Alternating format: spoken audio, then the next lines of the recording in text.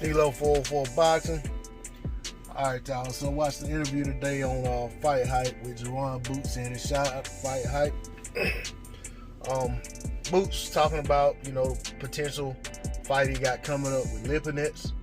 Also talked about not having pushed himself, very hard so far versus the opposition he's been fighting. And he's saying that we've only seen about 30% of his potential, which is not that far-fetched or that hard to believe.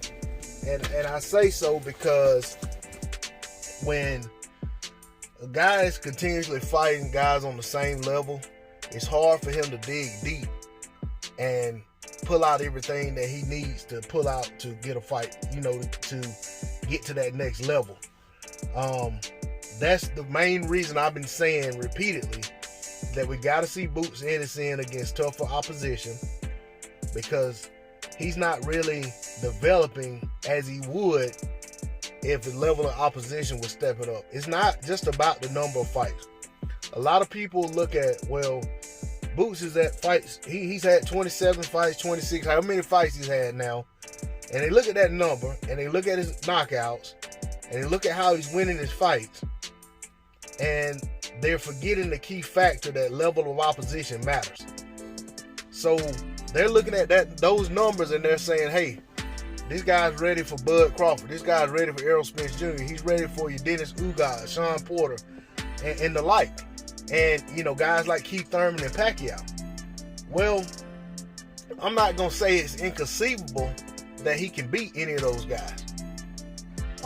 He very well could get in the ring with one of those guys and mop the floor up with him, eke out a victory, whatever the case may be. But the reality is that there is a natural progression that makes the most sense to take place when you have a guy who you're bringing along and he's a prospect, no matter how phenomenal he looks, before you jump him into a fight against a very top tier fighter. Guys need to spend time in that contendership level, in that contendership realm.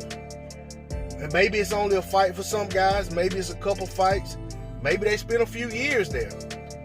But there's a benefit to stepping up in class and having fights at a certain level, and then continuing to hone your skills and develop and show that you can get separation at that level before going to the next level.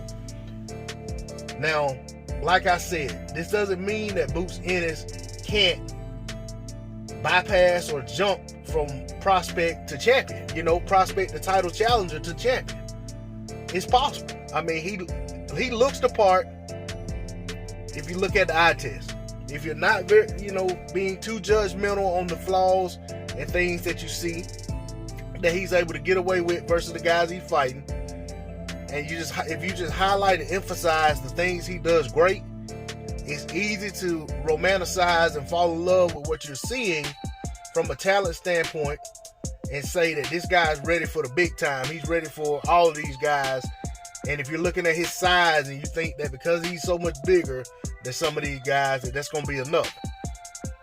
But at the end of the day, when you have a guy who has yet to be tough enough to push himself, according to his words, to only bring out 30% of what he can do, then that tells you that he's not been brought along to the point that he's ready to jump out in that deep water yet.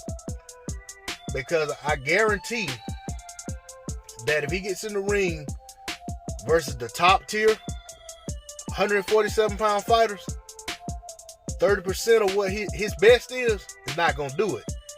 And you don't want to find out on fight night in the middle of a tough contest that going from 30% to full out is a lot to ask at one time. Thus why it's important to have that progression. He needs to fight guys that are not at the top tier yet, that are going to bring out the best of him. I don't know if Lipinets is that guy, but I expect Lipinets to bring things out of him that these other guys he's fought thus far haven't. I expect there to be a little bit of two-way traffic with Lipinets, which is something we don't see a ton of in Boots fights.